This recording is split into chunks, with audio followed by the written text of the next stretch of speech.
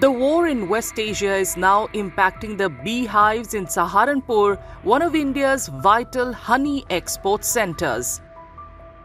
The conflict involving Iran, Israel and the United States has frozen the export of honey from this Uttar Pradesh city to buyers around the world. Honey exporters say that just as the industry was clawing back after President Trump withdrew US tariffs, the West Asia crisis has badly impacted shipments again.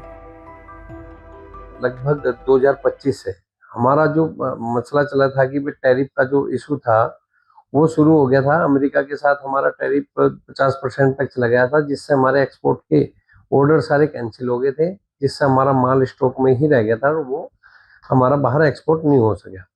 लेकिन अभी माल जाने की स्थिति बनी थी कि भाई tariff कम हुआ, टैरिफ कम होने के साथ माल निकलेंगे, लेकिन 28 फरवरी 2026 से ये युद्ध शुरू हो गया, जो ईरान, अमेरिका और इजराइल का युद्ध है। इस युद्ध के कारण एक तो रास्ते नहीं अच्छी तरह मिल पा रहे, दूसरा जो कंटेनर है हमारे वो बुकिंग नहीं हो पा रही, क्योंकि हमारे बंदरगाहों पर बहुत ज़्यादा भीड़ है, जिससे माल जा नहीं पा रहे। हमें जो किराया था, फेट मिलता था इसका शिप का, वो बहुत महंगा हो गया, जिससे 3 से 4 गुने तक हमारे रेट बढ़ गए। Ruptured exports have financially hit the beekeepers who had earlier incurred losses due to US tariffs. They have now urged the government to intervene in these difficult times. मधुमक्खी पालकों को तो बहुत भारी दिक्कतों का सामना करना पड़ रहा है।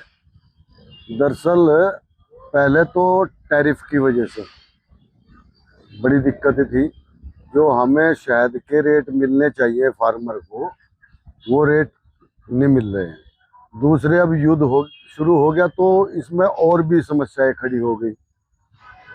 दूसरे जो हमारे जो एक्सपोर्टर हैं, जो हमारा शहद एक्सपोर्ट करते हैं, इन्होंने तो अपना मन बना लिया कि मधुमक्खी पालक को यानी फार्मर को तो कुछ देना ही नहीं, और इसका निदान जो है हमारी सरकारें निकाल सकती हैं।